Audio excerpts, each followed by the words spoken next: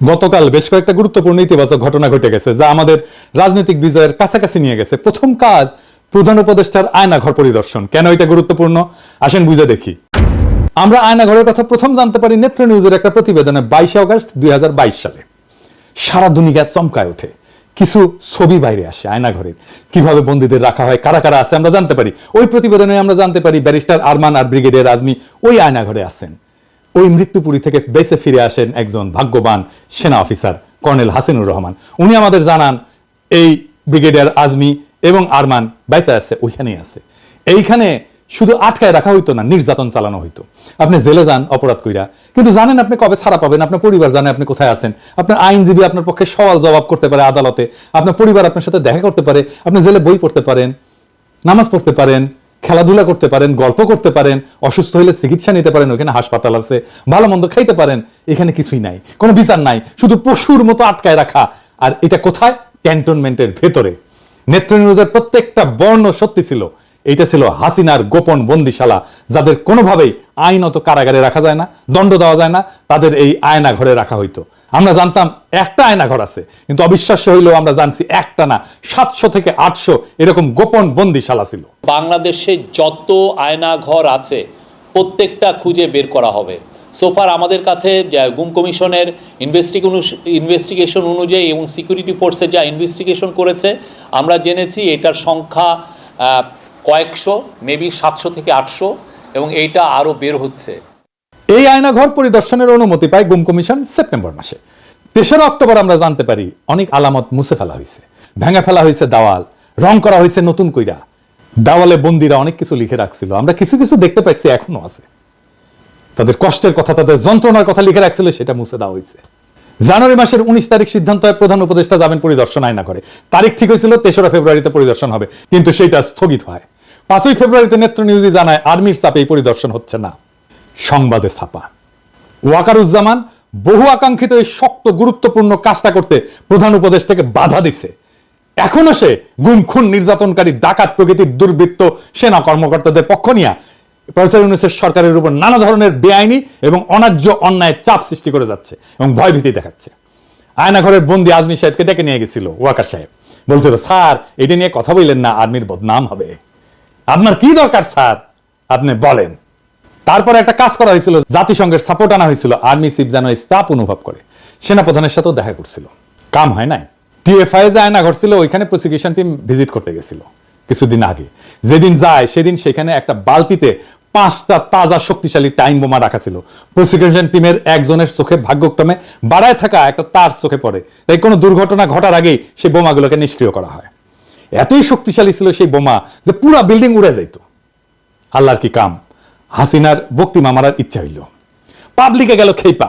5ই ফেব্রুয়ারিতে 32 নম্বরে চালানো হইল বুলডোজার, চুরমার করে দেওয়া হইল 32 নম্বর আওয়ামী লীগের তীর্থভূমি। আমি বলছিলাম এখন প্রধান উপদেষ্টাকে আয়নাঘর পরিদর্শন করতে হবে।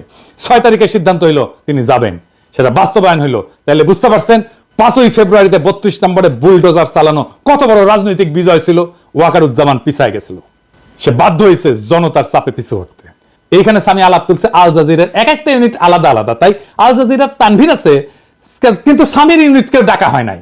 এটা একটা অপরাধ হয়েছে, অন্যায় হয়ে গেছে, মহা অপরাধ হয়েছে। আর কি মায়ের ডাকে তুলিকে ডাকা হয় নাই, এটাও অন্যায় হয়েছে। এর জন্য নাকি দায়ী আদিলুর রহমান শুভ্রা, রেজনা হাসান। তুলি হইতেছে দুধ ভাত, আল জাজিরার 2জনকে কেন ডাকা হয়নি, এটাই আসলে আসল ইস্যু। আচ্ছা এবার আপনারা বলেন আয়নাঘর নিয়ে আওয়ামী লীগেররা কি বলতেছে?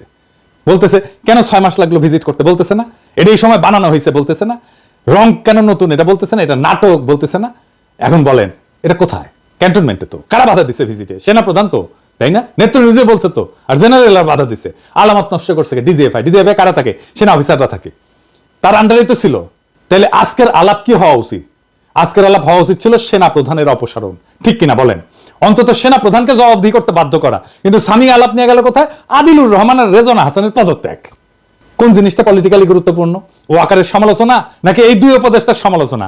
এমনকি পদত্যাগ দাবি করা। 2 উপদেষ্টা যদি আল জাজিরার আরেকটা ইউনিটকে না ডাইকা থাকে তাহলে তো খুব ঠিক কাজ করছে। আপনারাই বলেন আর একজনকে নেওয়ার যদি স্পেস থাকতো, আর একটা সাংবাদিককে, আর একটা সংবাদ মাধ্যমকে, তাহলে আল জাজিরার আরেকটা ইউনিটকে না ডাইকা এএফপি কে ডাকা উচিত ছিল না? এই এএফপির ইন্টারনেট কানেকশন ইউজ করে ইন্টারনেট ছাড়া অবরুদ্ধ বাংলাদেশে গণহত্যার খবর সবাইকে জানাতে পারছে দেশের বাইরে সবাই। এএফপির কি ভূমিকা ছিল? ফ্যাসি বিরোধী লড়াই, সেটা সবাই জানে। তাহলে কার হক বেশি, এপির নাকি আল জাজিরা, যাদের একজন আছে তারপরে আরেকজনকে নিতে হবে? ন্যায্য বলে তো একটা বিষয় আছে। তুলিকে না হয় নাই, কারণ আগে সিদ্ধান্ত হয়েছিল ভিকটিমকে না হবে, ভিকটিমের ফ্যামিলি না। ভিকটিমের ফ্যামিলি না হলে তুলির নাম 1 নম্বরে থাকতো। কিন্তু তুলি তো স্বামীর ইস্যু না, তুলির কথা আনছে তার নিজের দাবিটাকে এস্টাবলিশ করার জন্য। তুলি সম্পর্কে বলি, তুলি মায়ের ডাক সংগঠনকে নিয়ে এক অভাবনীয় প্রতিরোধ গড়ে তুলছিল হাসিনা রেজিমের বিরুদ্ধে। সেটা বাংলাদেশের ফ্যাসি বিরোধী লড়াইয়ের ইতিহাসে স্বর্ণাক্ষরে লেখা থাকবে। আমি তুলিকে প্রধান উপদেষ্টা বিশেষ সহকারী করার কথা বলছিলাম সেই অগাস্ট মাসে। আমার সেই প্রস্তাব এখনো আছে, তুলিকে বিশেষ সহকারী করতে হবে প্রফেসর ইউনূসের। তবে ইমিডিয়েটলি তুলিকে আইন মন্ত্রণালয়ের অধীনে যে হিউম্যান রাইটস কমিশন আছে তার কমিশনার নিয়োগ দেওয়া হোক। এটা ইমিডিয়েটলি 1 সপ্তাহের মধ্যে করা হোক। তুলিকে আমাদের দ্রুত কাজে লাগাইতে হবে, সে আমাদের সম্পদ এবং আমরা সবাই তুলিকে ভালোবাসি। আমি প্রয়োজনে প্রফেসর ইউনূসের সাথে কথা বলবো তুলিকে বিশেষ সহকারী করার জন্য। তবে হিউম্যান রাইটস কমিশনের কমিশনার হিসেবে কিছুদিন অভিজ্ঞতা সঞ্চয়ের পরে তাকে যেন বিশেষ সহকারী করা হয়। এইবার আসেন একটা গুরুত্বপূর্ণ বিষয় নিয়ে আলাপ করি। জাতিসংঘের ফ্যাক্ট ফাইন্ডিং কমিশন 1 জুলাই থেকে 15 আগস্ট পর্যন্ত যা যা ঘটছে তার একটা রিপোর্ট করছে। সেখানে তারা বলছে হাসিনা সরকার গুরুতর মানবাধিকার লঙ্ঘন করছে। এটা হাসিনার নির্দেশেই হয়েছে। এমনকি হাসিনা আন্দোলনের সংগঠক এবং সমন্বয়কদের হত্যা করে তাদের লাশ গুম করে ফেলার নির্দেশ দিছিল বলে জানাইছে জাতিসংঘ। তবে এই রিপোর্টের 7 নম্বর পয়েন্টটা খুব গুরুত্বপূর্ণ। ইংরেজি যেহেতু কইছে তাহলে ঠিকই কইছে, কিন্তু আমি বাংলা করে কইতেছি। কইছে সেনাবাহিনীর দ্বৈত ভূমিকা। সেনাবাহিনীর দ্বৈত ভূমিকা পালন করেছে। প্রথমে রাষ্ট্রীয় দমন পীড়নের অন্যতম প্রধান শক্তি হিসেবে, তারপরে শেখ হাসিনার শাসনের অবসান ঘটায় ক্ষমতার পরিবর্তন ঘটানোর ক্ষেত্রে গুরুত্বপূর্ণ ভূমিকা রাখে। 2024 সালের 20 জুলাই সেনাবাহিনী মোতায়েন করা হয়, যারা পুলিশ, র্যাব, বিজিবির সঙ্গে মিলে সহিংস দমন পীড়ন চালায়। সেনারা বিক্ষোভকারীদের উপর সরাসরি গুলি চালায়, আমরা ভিডিও দেখছি, যার ফলে বিচার বহির্ভূত হত্যাকাণ্ড ঘটে এবং গণগ্রেপ্তার অভিযানে চালানোর জন্য একটা আড়াল সৃষ্টি করে পুলিশ বাহিনীকে। প্রাক্তন সিনিয়র কর্মকর্তাদের সাক্ষ্য অনুযায়ী সেনাবাহিনী হত্যাকাণ্ড সম্পর্কে অবগত ছিল এবং এটা প্রতিরোধের কোনো পদক্ষেপ নেয়নি। ফরেনসিক পরীক্ষায় দেখা গেছে বিক্ষোভের সময় নিহতদের 66% সেনাবাহিনী গ্রেডের রাইফেলের গুলিতে মারা গেছে, যা শুধুমাত্র সেনাবাহিনী, র্যাব এবং বিজেপির জন্য বরাদ্দ ছিল। নিরস্ত্র বিক্ষোভকারীদের উপর আর্মার পিয়ার্সিং গুলি, মানে বর্ম পড়া থাকলেও যেটা ফুটা করে ঢুকে যাবে, এরকম গুলি ব্যবহারের প্রমাণ পাওয়া গেছে, যা পুলিশের বা সাধারণ নাগরিকদের কাছে থাকার কথা না। ফরেনসিক এবং ব্যালিস্টিক বিশ্লেষণে নিশ্চিত করছে যে নিহতদের শরীরে পাওয়া গুলির উৎস সেনাবাহিনীর অস্ত্রাগার। আগস্টের শুরুতে সেনাবাহিনীর অভ্যন্তরে অসন্তোষ বাড়তে থাকে, বিশেষ করে জুনিয়র অফিসারদের মধ্যে, যারা বেসামরিক নাগরিকদের উপর গুলি চালাতে অস্বীকৃতি জানায়। 5ই আগস্ট যখন লক্ষ লক্ষ বিক্ষোভকারী ঢাকার অভিমুখে যাত্রা করে, তখন সেনাবাহিনী এবং বিজিবি বাধা না দিয়ে সরে দাঁড়ায়। এর ফলে শেখ হাসিনাকে সশস্ত্র বাহিনীর একটা হেলিকপ্টারে করে ঢাকা থেকে সরায় নেওয়া হয়, যা কার্যত তার শাসনের অবসান ঘটায়। আয়নাঘর আর হাসিনার করা খুনের 66% মিলিটারি গ্রেডের অস্ত্র দিয়ে হওয়ার 2 ঘটনায় সেনাপ্রধান পড়ছে চাপে।